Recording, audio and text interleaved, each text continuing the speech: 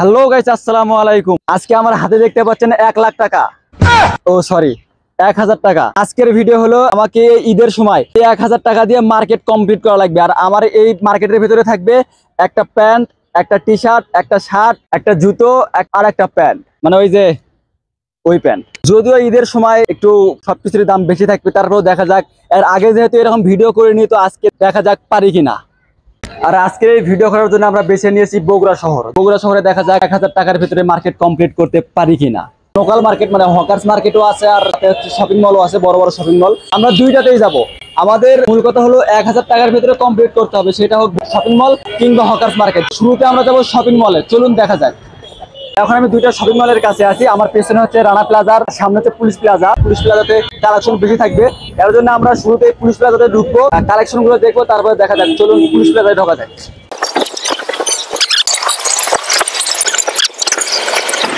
মার্কেটে ঢুকছি, আসলে কি সম্ভব কিনা দেখা যাক। গেঞ্জি যেটা দেখেছি সেটাই তো ভালো লাগছে, কিন্তু দাম তো সেই। টি শার্ট দেখতেছি, ভালো লাগলো এই যে টি শার্টটা, কিন্তু ভাই যে প্রাইস 750 টাকা। তো দেখা যাক মানে কোন রকম ভাবে মন যায় কিনা। যদিও ছিল নাকি হচ্ছে অফার চলতেছে। ভাই টি শার্টের প্রাইসটা কিরকম? এটার প্রাইস হচ্ছে 750 টাকা। 750 টাকা। এটাতে আবার ঈদ উপলক্ষে আপনার 20% ডিসকাউন্ট চলতেছে। কেমন দিয়ে কথা হবে? এটা ডিসকাউন্ট দিয়ে আপনার প্রাইস আসবে 630 টাকার মতন। 630 টাকা। ভাই জি, ভাই কানে কানে এখন কথা কথা যাবে, জি বলেন। কোন রকম ভাবে কেন কম করে দেওয়া যাবে? আসলে মানে 20% দিচ্ছে। ঠিক আছে, কিন্তু ভাই আমাদের বাজেটের মধ্যে না। দেখা যাক নেক্সট কোথাও। কালো, আপনি কালার পছন্দ, কিন্তু কালো মেলা আছে, আপনি কালো নেওয়া যাবে না। প্রাইস না আর কিছু। শার্টটা ওয়াও না, দেখা যাক এটা এরকম হয়। 1850। আপনার রেগুলার প্রাইস 1850, এখান থেকে আপনার 20% মাইনাস হবে। মাইনাস করলে আপনার হয় 1480 টাকা। 1480 টাকা। ভাই এই জায়গাতে হবে না আমার।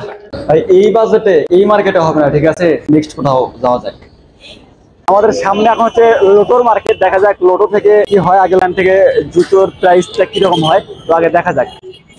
দুঃখজনক বিষয়, আমরা যখন এখানে ঢুকি তখন থেকে আমরা নট এলাও, মানে এর ভিতরে ভিডিও করা যাবে না। আর ঢোকার পর পরে একটা জুতোর প্রাইস ছিল 1900 টাকা, যা আমাদের একদম বাজেটের বাইরে। দেখা যাক নেক্সট কোথাও যাই।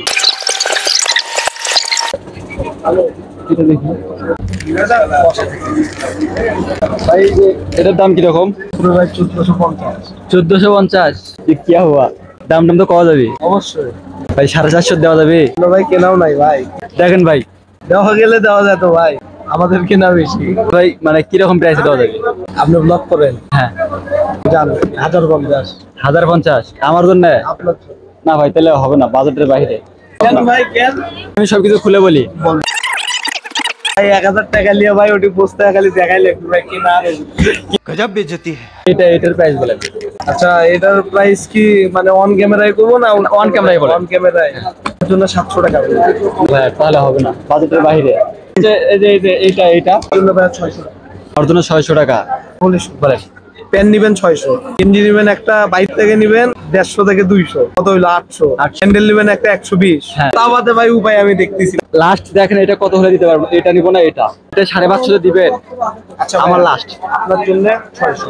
না তাহলে হবে না, আমি লাস্ট 550 পর্যন্ত বলছি। ভাই হচ্ছে 600 পর্যন্ত বলছে। অসংখ্য ধন্যবাদ ভাই আমাদের সাথে থাকার জন্য। না মানে ঘটনা হচ্ছে কি, এই ঈদের মার্কেটে মানে ঈদের বাজারে ওই রকমটা হওয়া সম্ভব না।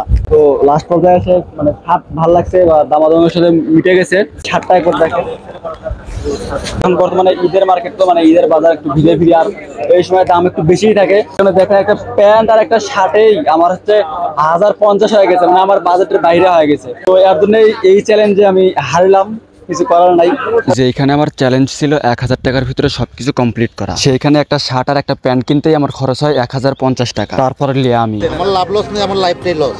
এই ভিডিওটা আপনারা সামান্য কয়েক মিনিটে দেখলেও এই ভিডিও করতে আমার কয়েক ঘন্টা লেগে যায়। জানি 1000 টাকার ভিতরে সবকিছু কমপ্লিট করতে পারতাম না, তারপরেও চেষ্টা করে দেখলাম আর কি। আসলে সবার বাজেট তো আর একরকম হয় না, অনেকেরই বাজেট একদমই কম থাকে। তাই আমি আজকে বুঝলাম আর ভিডিওর মাধ্যমে আপনাদেরকে বোঝানোর চেষ্টা করলাম, ঈদের মার্কেট সবারই সমান হয় না। আর কিছু কিছু মানুষ খুব অল্পতেই, অর্থাৎ কিছু টাকার মার্কেট করতে পারলেই খুশি। বর্তমানের এই চড়া বাজারে অনেকেই আবার মার্কেট না করতে পেরেও উপরে উপরে খুশি। তাই যে যার জায়গা থেকে সুন্দর আর শুকরিয়া আদায় করতে শিখি। আলহামদুলিল্লাহ। আজকের ভিডিও এই পর্যন্ত। ভিডিও ভালো লাগলে শেয়ার করবেন, লাইক কমেন্ট করে পাশেই থাকবেন।